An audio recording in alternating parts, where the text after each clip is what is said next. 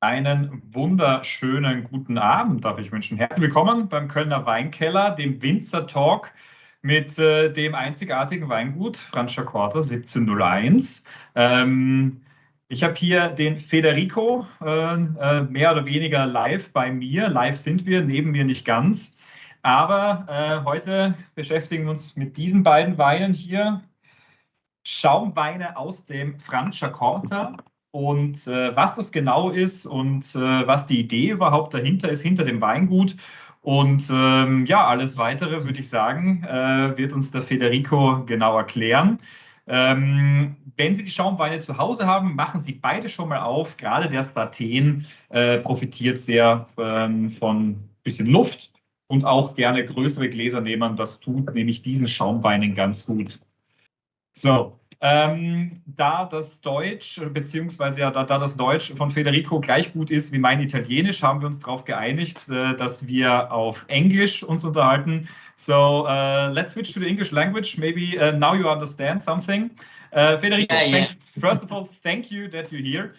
Wonderful pleasure. And yeah, I would say give us an introduction about yourself, your winery, your region.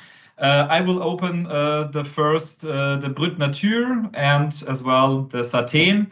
And I would say afterwards we give a taste of the wines, and then we will discuss a little bit. How do you feel? Okay, thank you so much for your introduction. And my name is, as you told, my name is Federico, and with my sister Silvia, I'm the owner of the winery 1701. And why 1701? 1701 was the first year of vinification, the first harvest in our main vineyard, that is a garden framed by a wall of the Middle Age era, so very old. Property of an old nobiliar family from Franciacorta. And when we took over the winery that was founded in the early 80s, we decided to change the name. The name was the name of the family. And in their old nobiliar books, we found this very interesting fact. So this harvest in 1701. And we decided to give the name to our winery. We have 10 hectares in total. 8 hectares of Chardonnay and 2 hectares of Pinot Noir that are the main grapes to use for production of Franciacorta in general. As you know, there are 4 different varieties allowed in Franciacorta that are Chardonnay, that is the most diffused, around 70% of the grapes in the region. And Pinot Noir, that is around 20% or 25% of all the production. Then we have some Pinot Blanc, and in the last years, the regulation added one new grape that is called Herba, that is an indigenous grape from the province of Brescia. But the main grapes are Chardonnay and Pinot Noir. And what about the Franciacorta region? Franciacorta region is located in the north of Italy, in the province of Brescia, below Lake Iseo and not far from Garda Lake. And it was formed during the Ice Ages and specifically in the secondary and tertiary geological eras.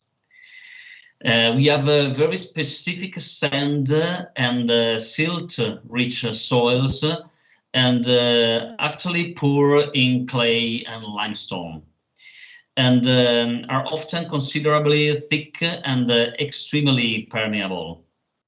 The climate it was historically continental climate one, but it also derives enormous benefits from the proximity of the lakes, especially from Iseo Lake, which has a huge mitigating effect on temperatures in both summer and winter, and so our climate can be defined a mixture between continental and Mediterranean climate. Talking in general about climate, but maybe as we will talk later, not in the last year, because something has changed and is changing in the last year. So climate change, but this is a global. This is a global meaning and not just in Franciacorta. I think everyone sees or experiences now the change in climate in the last recent years. We just talked before about the Ahr Valley. Last year here in Germany was also devastating what happened there. But back to Franciacorta, for around about how long do you produce sparkling now? And was sparkling really always traditional there, or how was the development actually of the region? Okay, wine production in Franciacorta is relatively young. Okay. Because the first wineries started in the late 60s, so between 1960 and 1970. Berlucchi was maybe the first producer, and traditionally we produce sparkling wine. In the beginning, actually, with two different methods, and so. Some wineries decided to produce with the traditional method, classical method or champenoise, that is the only one allowed today in regulation of Franciacorta, and other wineries decided to produce with the Charmat method, and so like Prosecco, And these different approaches until early 90s, where the Consorzio of Franciacorta was born and decided to create a regulation, the OCG in Italy.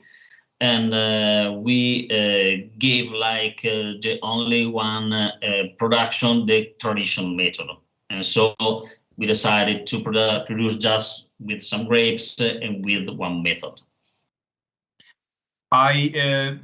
Before I joined the Kölner Weinkeller last year, so I'm 1 year. I'm 1 year working for the Kölner Weinkeller. Before I worked in Michelin-starred restaurant, 2 Michelin stars, 3 Michelin stars, and it's super interesting selling Franciacorta, because actually no one really knows Franciacorta, but when you pour it by glass or something, everyone is, wow, what's that?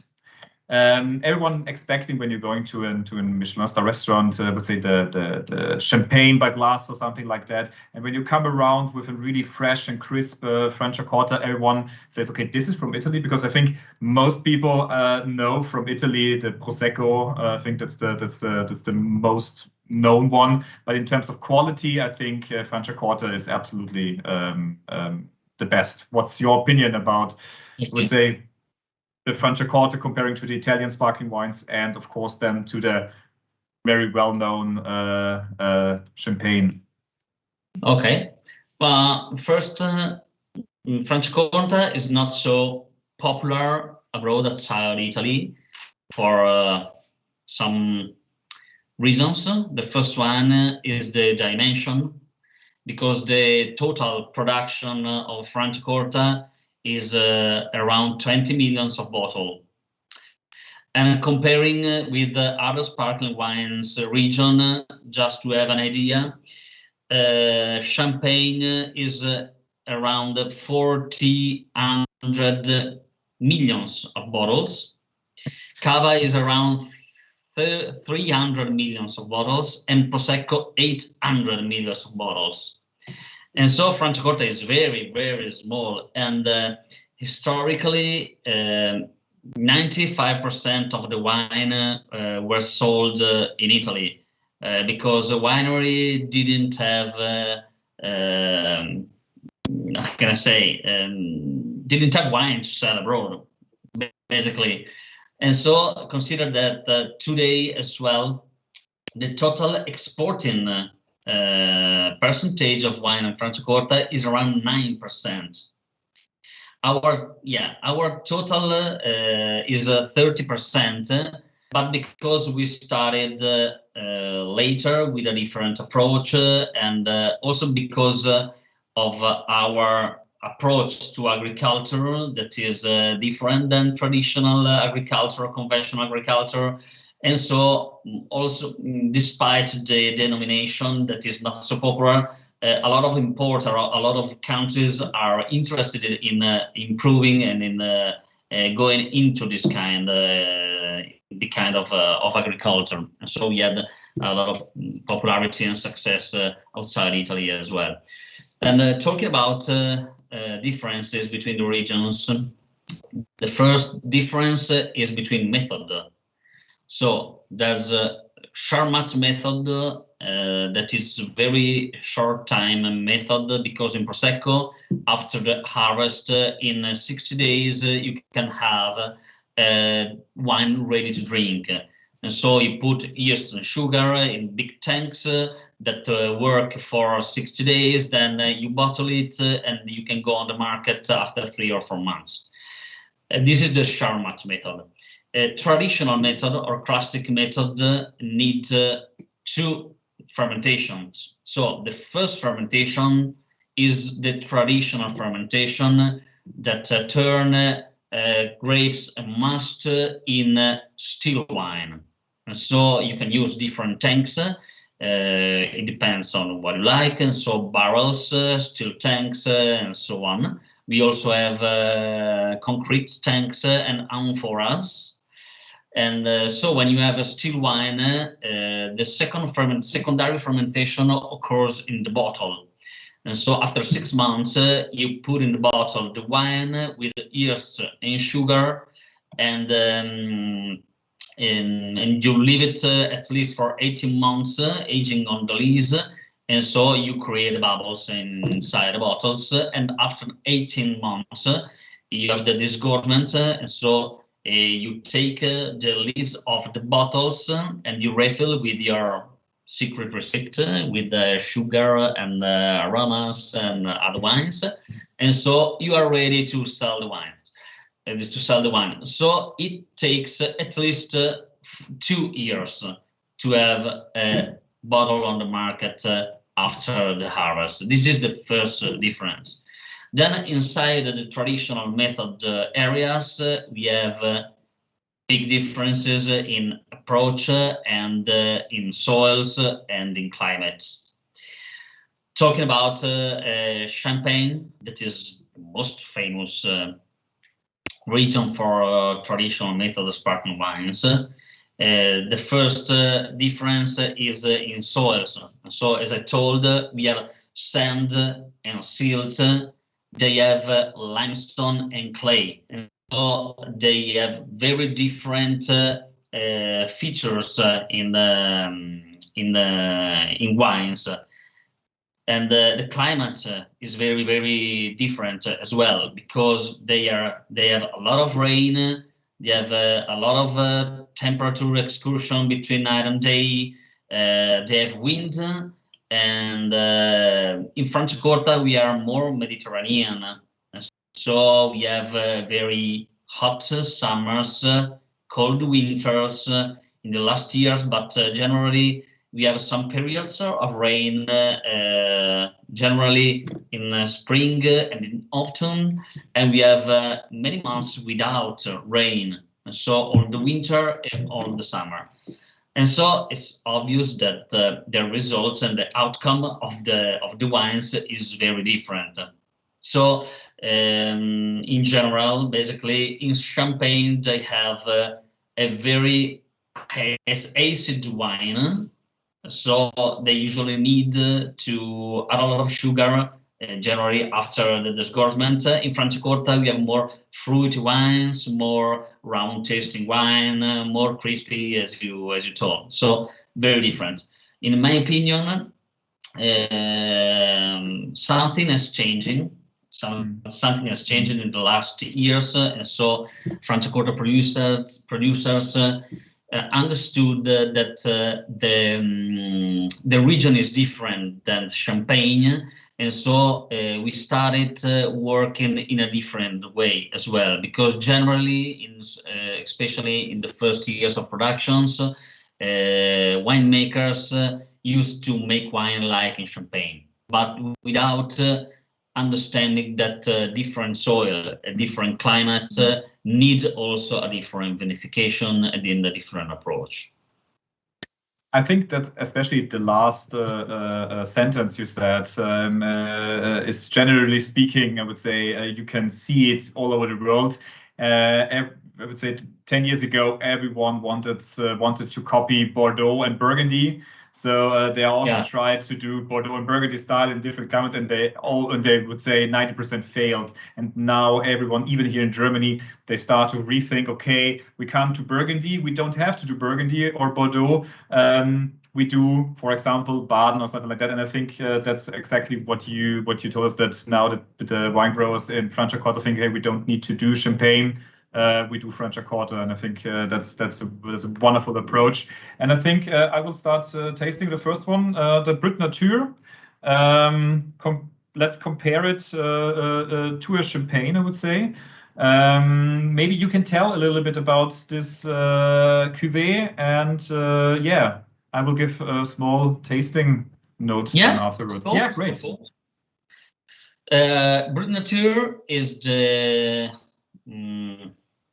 the majority of the production of our wines, is around 50% of the total production, around 30,000 bottles a year, and it is the expression of all our vineyards. So we have 10 hectares that are shared in 5 different plots, and every plot has got different how can I say,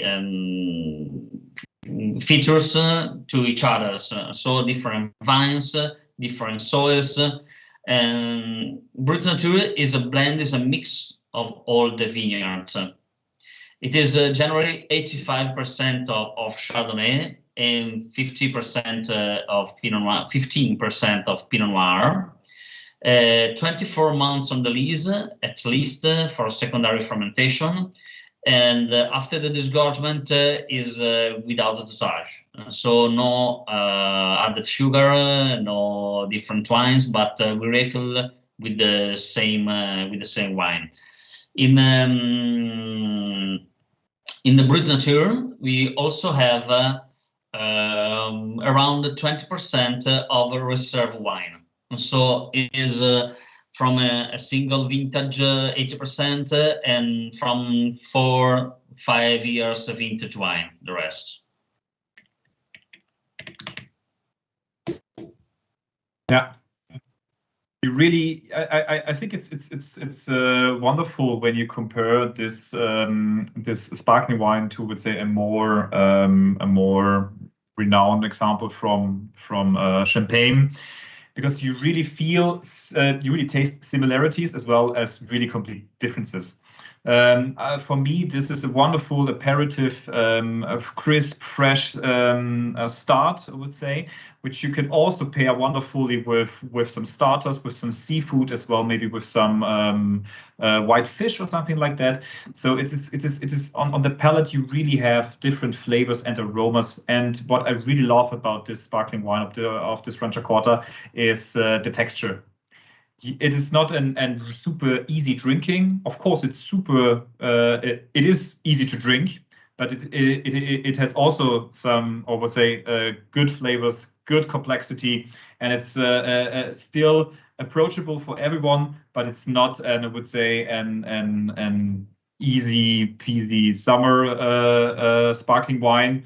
It's bone dry, which I really prefer when it comes to sparkling wine, because you really love to take another sip, and in the nose you really have this peach apricot flavors, which are dominant, as well as this some of star anise, something like that, which gives a little bit of spiciness and herbal character to it. and you really feel, I would say, a kind of oxidation, some nutty flavor, some brioche flavor. And this is for me a wonderful example of an high quality, complex sparkling wine, which is still not too complex, not too much brioche like other champagne examples. It's super balanced, and yeah, it's for me it's one of my favorite sparkling wines we have now in the cellar, in the Köller Weinkeller, because it is unknown, it is completely dry, and it's for me it's a really good example of Franciacorta. Yeah, thank you. And I think that you got the right point, because our approach to production is exactly like that. And so I don't like to give complexity to the wines with vinification, but I think that complexity was given by healthy vines and very crispy must, and you have the complexity in the fruit and not in the vinification. And I also like in sparkling wines an easy drinking approach. Yeah. And so I think that, as you told before, you can have it with aperitif, you can have it all around food, but you can also open a bottle and without food drink a bottle in 2 or 3 people very easily. And you can find the complexity in the fruit that is at the end of the tasting. So at the end of the tasting, you can feel the fruit, you can feel the soil, you can feel the complexity of the grapes, and I think it's very exciting, this approach. So you don't have sugar, you don't have aromas, you don't have other wines, you can't feel particular wood. It's very neutral, our vinification. So we don't add chemicals or other things to wine, and so everything is very similar to the original grape. I think that this is the territory expression. So to have a final wine that is similar to the must and to the grapes you taste in the vineyard. Yeah. For me, I would also add maybe, or maybe for me, what is always quite interesting is actually that this kind of sparkling wine, or a general sparkling wine, is made actually in the cellar. But for me, the basic wine, I would say it's the absolutely key of a good sparkling wine. So when you talk to other wineries, they always say when you're making wine, you don't do it in the cellar, you do it in the vineyard. It's in the vineyard, yeah. What's your different approach? Because you are organic, you are biodynamic, and you are, I think, still the only one there. And my question would be, why you are the only one, and is it difficult to do it in Franciacorta biodynamic or to be bio? It's not in first why we decided to be like that, because when we took over the winery, me and my sister decided to make a wine that we like to drink and that follow our principles, life principles. As I told you before, I grew up between 80s and 90s. In my family, we used to eat organic food and to drink organic wine. In my city, Brescia, there was just one organic shop, and we used to go there for shopping and to buy food. And so for me, it was a very natural thing. So something that I didn't decide as a strategic matter. You know, it was normal for me because I grew with these principles.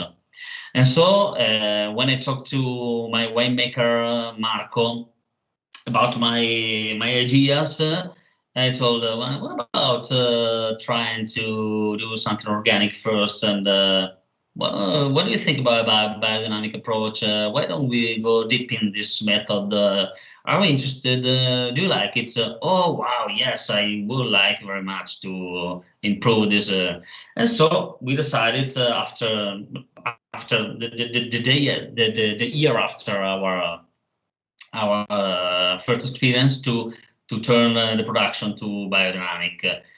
And is it easy? No. We are in a region that is not easy for treatment, but year by year, because thanks also to our consultant, that is Adriano Zago, is very focused on biodynamic and very expert. Year after year, we reduced the treatments. So we started with half kilo to 500 grams of copper and sulfur in the first year. Now we are at 150 for every treatment. We didn't know how to expect, but we try year after year and after year to reduce and seeing how grapes and vines react to these treatments. Some year we had big failures, so we had some infections, but every year is a experience that you make, you know. And so after 11 and 12 harvest, we are more expert in biodynamic as well. We start with some with some biodynamic treatments, adding different treatments every year. So we started with our manure, then with the solution, with the horn silicium, and then with the manure, with the organic manure. Then we added the animals, then green manure, and so other herbs. And year by year, everything is becoming more complete, and we have a very rich soil, a very live soil. And this is the difference between a conventional agriculture and a natural approach to vineyard. And so when you have a very healthy soil, it's also the reaction to eventual frost or infections of climate change is different, because comparing soil to a human body, when you're it's in a healthy way, when you have a healthy life, you play sports, you know, you react in a different way to illness and to problems to your body. So is the soil. So if you kill it with chemical products, with monoculture, with all of this, you have a very poor soil that can't react to infection, can't react to climate change. When we arrived in this company, the soil was without life inside. Now it's full of life. This is the first reason why we decided to follow this method. I had a similar experience when I went to the region of Roussillon, so in the southern part of France, at the Mediterranean Sea. I went to the winery Matassa, which is, I would say, one of the leading biodynamic producers of the world. And it's quite interesting. He has a vineyard plot which is direct next to a conventional winemaker. And his vineyard is super green. There are butterflies and other insects flying around. And then is on this side, his beautiful and lively vineyard. Then is the street. And then on the other hand, so it's really, I would say, 5 meters, there are only rocks. There is nothing else. There's really dead soil. And it's super interesting when you really see it. Then there is no doubt which wine you would drink likely more. But that's why I'm always using the biodynamic or bio way when I know it's really done. So not every bio winemaker is really, would say, lives after this bio feeling or this bio aspects. But I really like to sell those wines because they are, for me, healthier for your body, as you mentioned, and as well healthier for actually your health.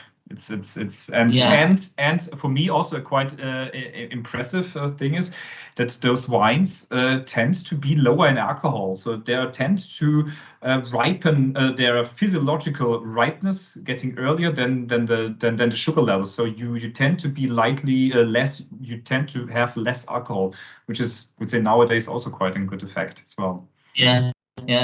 There's another effect, another reason. Because the most used word in the last months is sustainability, and if you want to live to, not just for us, because I'm 50 years old, so maybe I'm not on time to get better, but for my daughters, for example, and if you want to live a better world, I think that we have to start from the land, from the ground, and to teach our daughters that it is possible to have something healthier than today, and so that big farms are not the only options. You can work in a different way. You can't avoid to make disasters to the ground and to the land, to our water, the rivers.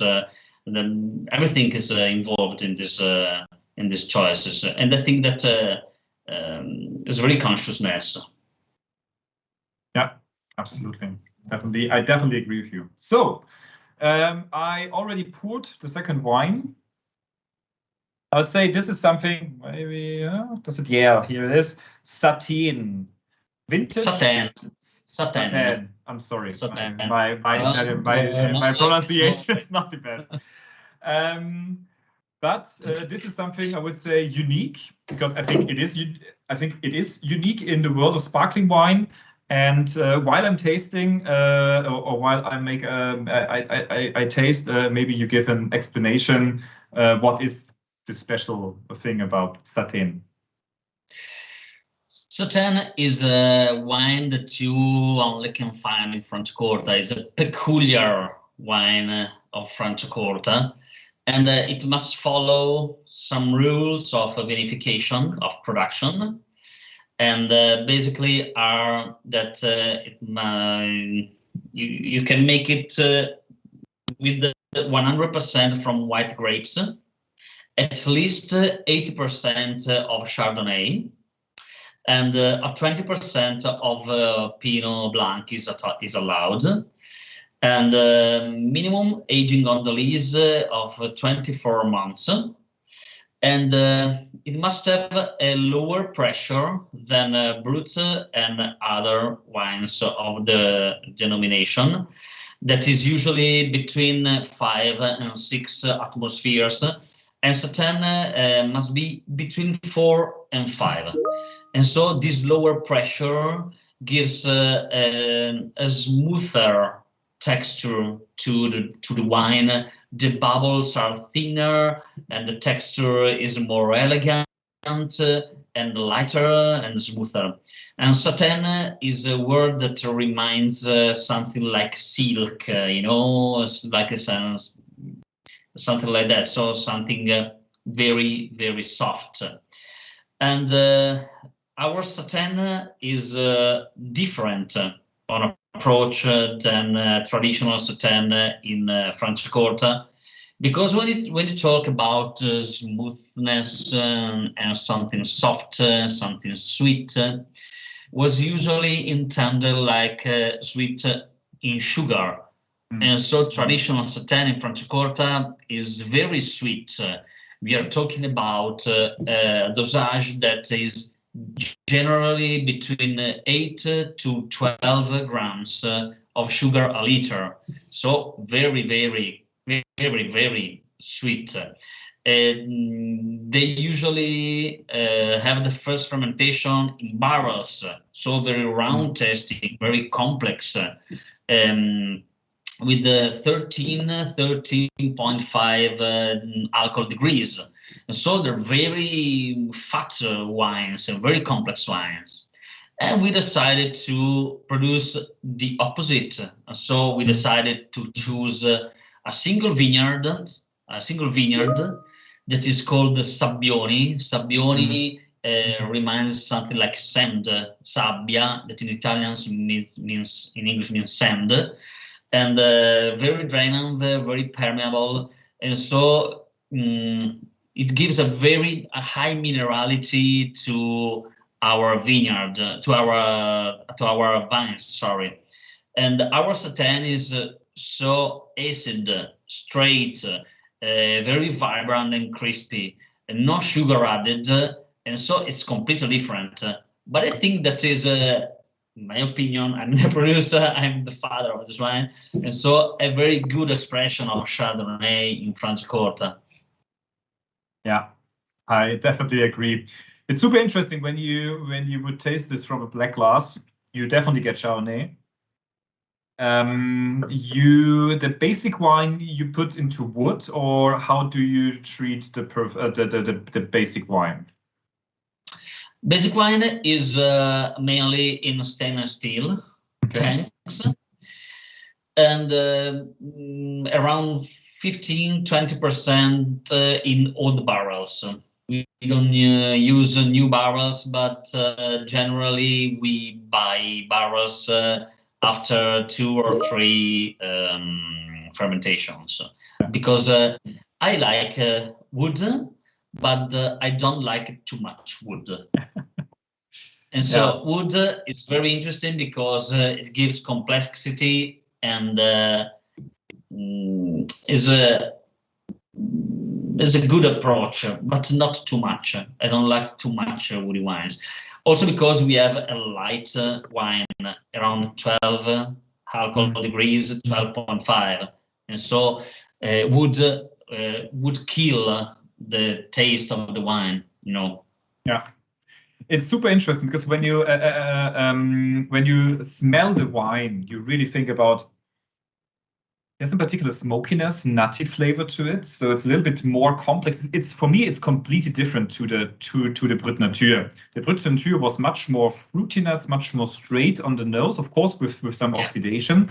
But this one is completely different. This one is, for me, nearly almost on the secondary flavors. It's much more smokiness, brioche taste. Of course, you have some lemon curd or something like that, so you have this sense of finger limes.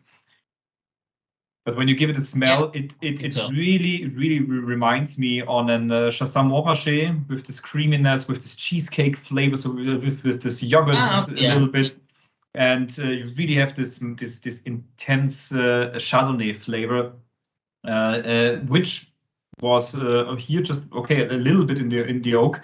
But when I get this blind, I would say this one has definitely some oak, because it really shows these characteristics. And I really love this wine because you can decant it or just put it in a big glass and wait a little bit, and you really see the development of the flavors in the glass, and this is wonderful. When it comes to the palate, yes, it's because of the soil. The soil gives a flint tasting, a graphite, something like that, something very, very mineral that is unusual in a sparkling wine in Franciacorta, especially. I think that is the interesting taste of this wine. Yeah, and absolutely, I definitely agree. And on the palate, it's super interesting because it's much more lean, it's much more straight, and you really feel crispness, sharpness, much more acidity, as you mentioned. And you really get this elegant flavors with this, I would say, this lightly bubbles with the satin, which gives the silkiness to it and this creaminess, as you mentioned before. And for me, when you serve this to, I would say to chicken breast or a turbot or something like that, or even white fish or something, or a risotto or something with a creamy texture, or pasta with fungi, for example, or something like that. I would say this wine shows really how good Franciacorta can be, or I would say in general, sparkling wine can be with food. For me, this is definitely always underrated. Everyone thinks about, yeah, you can drink sparkling wine before dinner or after dinner, but not many people think about drinking sparkling wine or Franciacorta during the dinner, in combination with dinner or lunch. And I would say one secret I learned is Chardonnay sparkling wine. Doesn't matter if it's from Champagne or Germany or anywhere else. With Belgian French fries. The saltiness, fattiness, and this Blanc Chardonnay, it's an outstanding taste. And when you don't have Belgian fries next to you, then take some crisp or some chips. They will also do, because the saltiness and the fatty potato flavor goes with Chardonnay. Wonderful. That's a really interesting combination. I wasn't telling you that my favorite combination is with the fried seafood. But it's also fried, so not much different to French fries. But there's a joke that I usually say when someone asks me the perfect pairing with my wine. In what occasion do you suggest to recommend to drink your wines? And I usually replied, in two occasions: when you have something to celebrate, and when you have nothing to celebrate. So you can drink it always.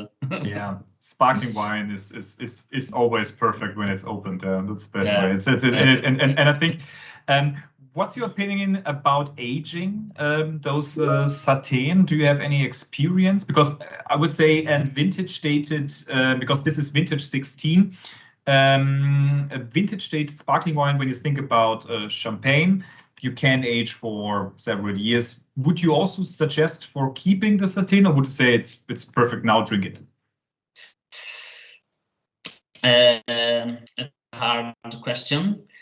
It depends on what you prefer, basically. But if you have good texture, and if you have acidity and good fruit, you can age it for years. And I think that is a very interesting experience in all the aging. So year after year, there's something different you can taste and you can feel, and it's very, very good experience also to try it after 10 or 12 years. Now we are tasting some wines of 2011, from 2011 harvest vintage, 2011, 2012, and they are still very, very interesting. Obviously, the features of the wine changed, and so you don't have primary tastings, less fruit, more oxidative notes, but if everything is with a good acidity, you can go all over the years. So I usually say, if you buy 6 bottles, you can drink 2 bottles after 2 years, 2 bottles after 5 years, and 2 bottles after 10 years. So don't drink all the 6 bottles together. If you have a good cellar with a good temperature, well, take your time, give the wine some time, and try it after years, because it's a very exciting experience. You know, it's with champagne. You know, you can try champagne with 50 years of aging, but also Franciacorta. If it is well done, it's surprising. Yes, definitely.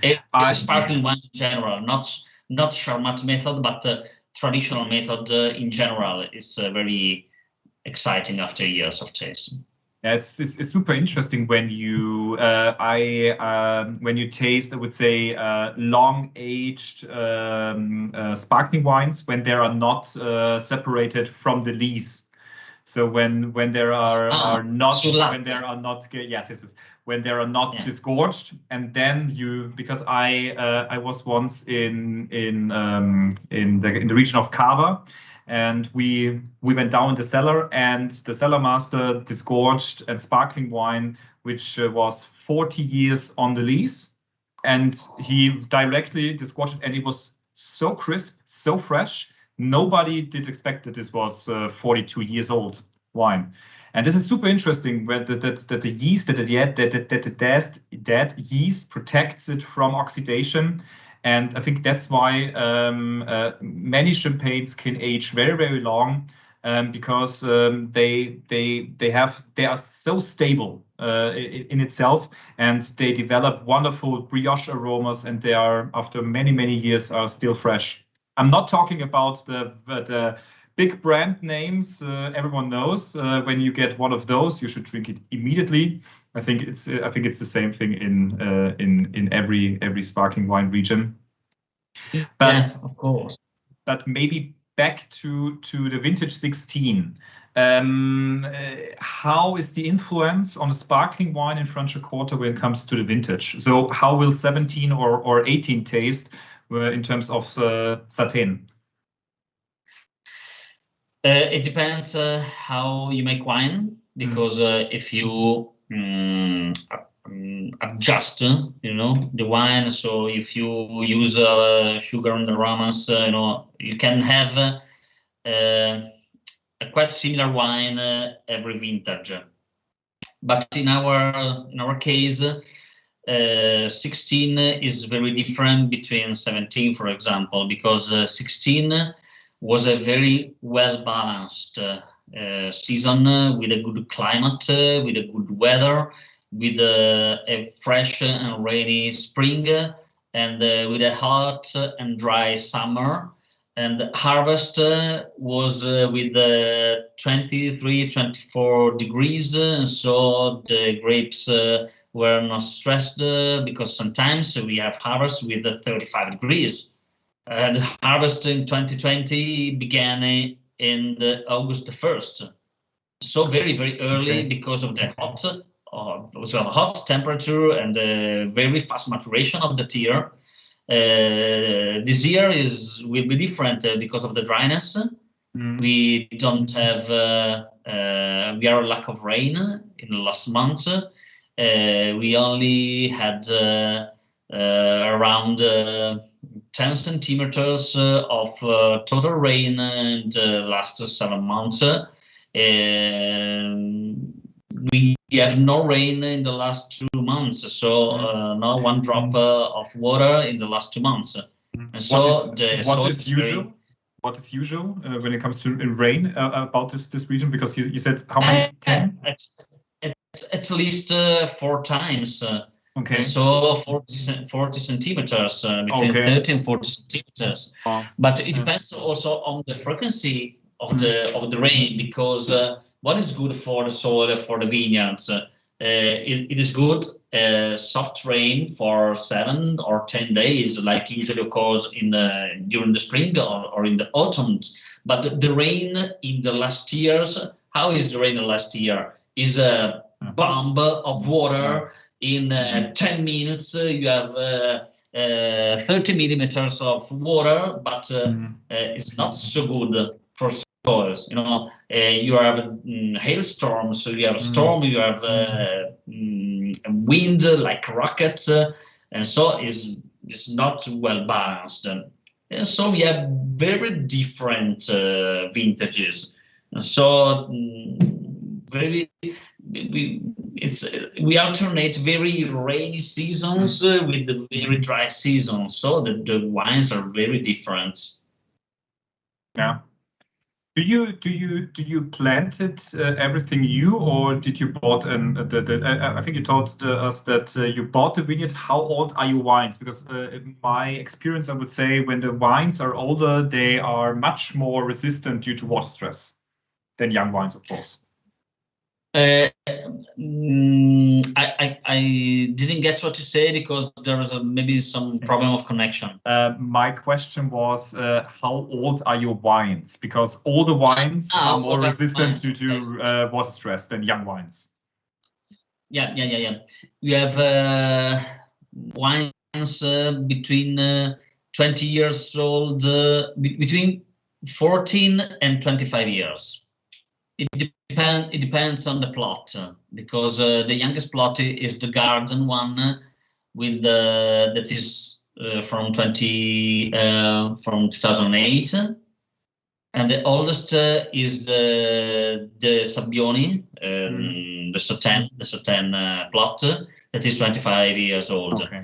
And when we have some young plants to it is very difficult when there's no rain, basically. Yeah, absolutely. Yeah, I think everyone read in the German newspaper about the dryness actually in the northern Italy region, and I think it's quite devastating, and the climate change problem. And what's your opinion, or what can you do to help the wines in the next years to be more resistant to drought? Actually, is there something you can do, or it's just you can't do actually something? There are some biodynamic treatments that we can do to help our vineyards, but everything we can do is to irrigate when possible. We don't have our own water, so we have to ask water to some neighborhoods, but it's not easy to understand what to do and what to afford in the next years, the situation, because we don't know what to expect. Maybe is something exceptional, this dryness this year, so it is not usual, fortunately. But we are also having some restriction on potable water in the houses, in private houses, and the situation is becoming very, very tough. Most of the rivers are completely empty, and but it is an extraordinary year. It's not like that every year. And so we hope that the situation will normalize in the next years. But I don't know. Yeah, we will. No, not easy. I think everyone is quite curious how when I talk to German winemakers, or it doesn't matter anywhere in the world, everyone thinks, yeah, we will see how everything goes. Everyone doesn't really know. They are thinking, okay, they can do this or this or this or like that and that, but no one is, of course, 100% sure how to deal with the climate change in future. So it will be quite interesting as well when you think about Germany, about the Riesling, which lost cool vintage, which lost crisp acidities, and would say when you think about 18, 19, and 20 in Germany was quite warm, so the style also changed, and I think this will happen all over the world. So I think it will be interesting if in 30 or 40 years Franciacorta is still making sparkling wine, or they are doing still wines or something like that. I think every wine region has to adapt a little bit, but until then, I would say we can enjoy the beautiful wines from Franciacorta, the beautiful sparkling wines. And it's super interesting. I left both wines in the glass and let them breathe a little bit.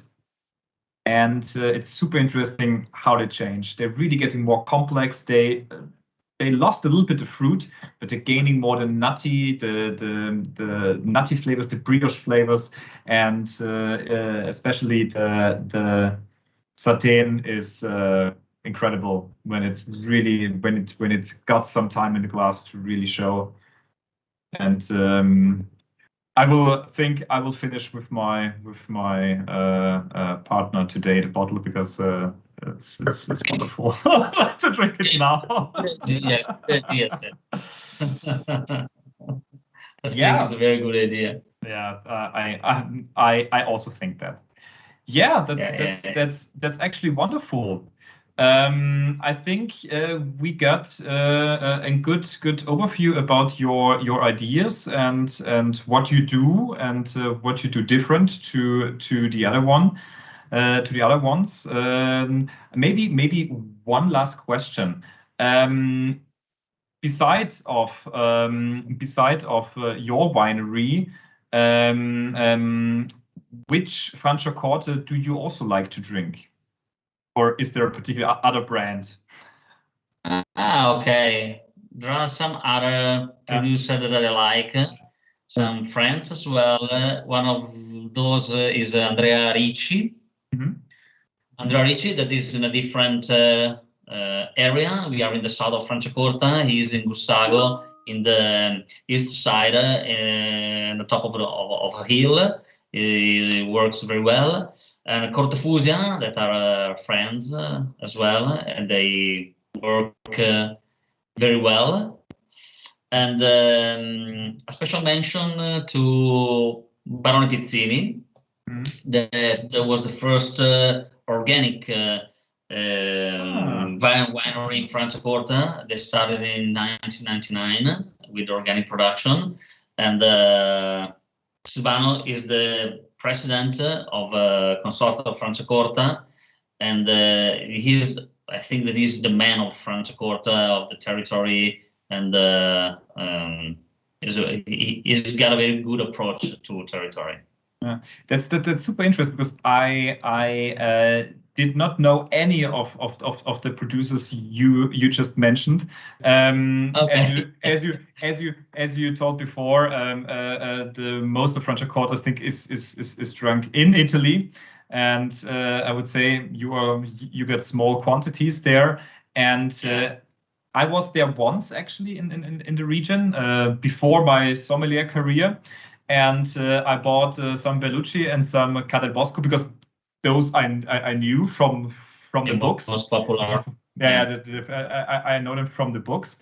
And when I went there, it was a wonderful region, because I would say it's 10 years ago, so it was quite, I would say, not that touristic. Maybe it is now. I'm not sure how the region developed. But I would say beside of Lake Garda, which is of course touristic, super overrun, I really enjoyed there the hospitality as well as the food and of course the sparkling wines. So I definitely can tell everyone, go there and maybe visit your winery as well. Yeah, well, why not? Of course. But just to give you an idea of volumes, I mentioned that the total production of Franciacorta is 20 millions. 6 millions is Berlucchi. And so 1/3 of the production is from Berlucchi. 2.5 millions Cadel Bosco and 2 millions Bella Vista. And so half of the production is a 3 winery affair. You know, the wineries I mentioned before are Andrea Ricci. The total production is 40,000 bottles. Oh. Cortefusia, 40,000 bottles. And Barone Pizzini is quite big, is around 300,000 bottles. That's nothing comparing to the big ones. Our total production is around 60,000 bottles. So we are quite small. Fantastic. So we are definitely glad at the Kölner Weinkeller that we have the privilege to sell your wines. And if one of our customers did not try them, I absolutely suggest go out and grab a bottle and do a barbecue and open one Brut Nature and one Sartène and share it with your friends. I think that's the best way. Sharing wine with your friends, with people. Have a nice conversation and enjoy the day, I would say. I think that's a wonderful closing word. thank you so much for it was a pleasure. me to Federico, thank you. Very exciting. Thank you so much. Thank you. And to look at the chat, there are no questions, so I think we are perfectly done on the minute. Wonderful. Perfect. On time. German. It's German time. Thank you. Thank you so much. So next time we're doing a tasting at your winery. I will come down and stay a few days. I think that's the better way next time. I'm looking forward to see you in my winery and to taste wine together. Great. Yeah, of course. So, Federico, thank you very much for your time. Thank you so much, Sebastian. See you soon. Thank you, guys. Bye. Bye. Bye. Bye.